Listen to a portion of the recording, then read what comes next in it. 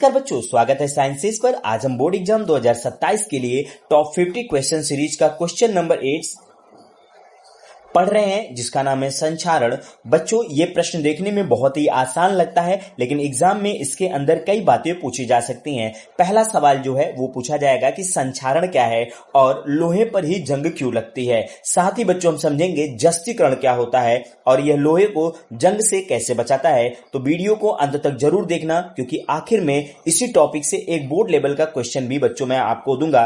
तो अगर अभी तक आपने चैनल को सब्सक्राइब नहीं किया है तो चैनल को जरूर सब्सक्राइब करें और वीडियो को ज्यादा से ज्यादा शेयर करें। बच्चों, आज हम पढ़ने वाले हैं टॉप 50 क्वेश्चन सीरीज का क्वेश्चन नंबर 8, जिसका नाम है संचारण, जो कि बहुत ही महत्वपूर्ण है आपके बोर्ड एग्जाम के लिए। तो बच्चों, अगर ये प्रश्न बोर्ड परीक्षा में आया तो ये कैसे आएगा इसको समझिएगा। कभी भी ये डायरेक्ट संचारण नहीं पूछेंगे, यानी संचारण पूछने के साथ साथ इसके और भी प्रारूप हैं जिनको ये पूछ सकते हैं। ये पूछेंगे जंग क्या होता है, जंग कैसे लगता है, संचारण क्या होता है, इन सब चीजों के बारे में बात करेंगे। तो बच्चों, अगर अभी तक आपने चैनल को सब्सक्राइब नहीं किया है तो चैनल को जरूर सब्सक्राइब करें और वीडियो को ज्यादा से ज्यादा शेयर करें। देखेंगे बच्चों, यहाँ पे जो संचारण है इसकी परिभाषा की बात करें तो जब वायु और नमी आदि के प्रभाव से धातु की सतह धीरे धीरे नष्ट होने लगती है तो इस प्रक्रिया को हम संचारण कहते हैं। ठीक है, वायु, नमी आदि के प्रभाव से धातु की जो सतह होगी बच्चों वो धीरे धीरे क्या होगी, नष्ट होने लगेगी। इसी प्रक्रिया को हम संचारण कहते हैं। एग्जाम्पल के तौर पर लोहे पर जो नमी और ऑक्सीजन की उपस्थिति में जंग लगता है, ये संचारण का ही बच्चों क्या है, उदाहरण है। यहां पर देखेंगे एक डायग्राम के थ्रू, ये जो कील है ये संचारण से पहले है, लेकिन बाद वाली जो कील है ये संचारण पर है, यानी जंग लगने के बाद का है। यानी ये जंग लगने के पहले की घटना है और ये जंग लगने के बाद का है। तो ध्यान समझेंगे, जो नई कील है, ठीक है, इस पर वायु और नमी का जब प्रभाव पड़ता है, यानी ऑक्सीजन और जल का जब इस पर प्रभाव पड़ता है तो इस पर जंग लग जाता है, यानी इस पर संचारण आरोपित हो जाता है। क्लियर है बच्चों? आप देख सकते हैं ये लोहा है, लोहे के ऊपरी परत पर ऑक्सीजन और H2O मिलकर किसका, रस्ट का निर्माण कर देते हैं। क्लियर है?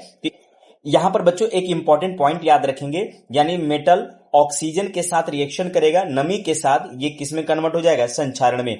यानी धातु, ऑक्सीजन, नमी, ये तीनों चीजें मिलेंगे तो ये संचारण का यहाँ पे प्रारूप देखने को मिल जाएगा।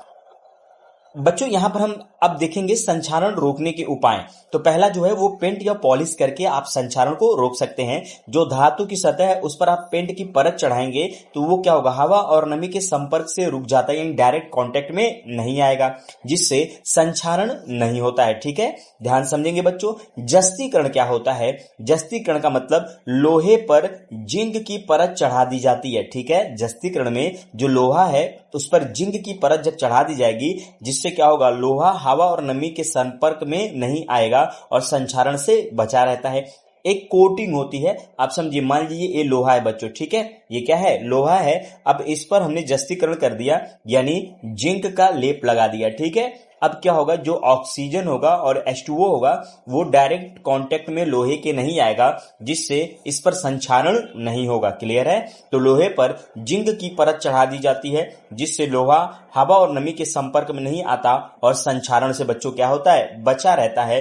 इसी प्रक्रिया को हम जस्तीकरण कहते हैं। क्लियर है? आई होप आपको वीडियो अच्छी लगी होगी, तो कमेंट बॉक्स में एक प्यारा सा कमेंट जरूर छोड़िएगा। मिलते हैं बच्चों नेक्स्ट टॉपिक के साथ नेक्स्ट वीडियो में, तब तक के लिए धन्यवाद।